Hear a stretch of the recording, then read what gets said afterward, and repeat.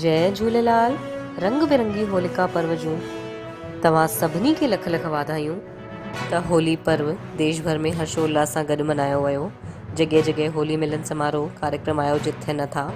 हिन ई कड़ीअ में बिलासपुर में भी पूज्य सिंधी पंचायत शनिश्चरी पड़ाव द्वारा होली मिलन समारोह कार्यक्रम सिंधी धर्मशाला गोल बाज़ार में आयोजित कयो वियो। कार्यक्रम सुबुह 11 वॻे आरंभ थियो, 12 वॻे समापन थियो।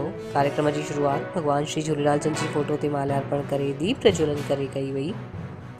पंचायत जा अध्यक्ष गोपी ठारवानी जन द्वारा वरिष्ठ ॼणनि खे गुलाल लॻाए करे पांव छुई करे आशीर्वाद वरितो वियो। पंचायत जा अन्य पदाधिकारी सदस्य जन युवा साथियुनि भी पंचायत जे अध्यक्ष खे गुलाल लॻायो, गले मिली करे होलीअ जूं वाधायूं ॾिननि। हिन अवसर ते पत्रकार दिलीप जगवानी द्वारा हास्य सां भरपूर कविताऊं ऐं चुटकुला सुनाया विया, जंहिंखे ॿुधी करे माण्हू हंसी करे खिली खिली करे लोटपोट थी विया।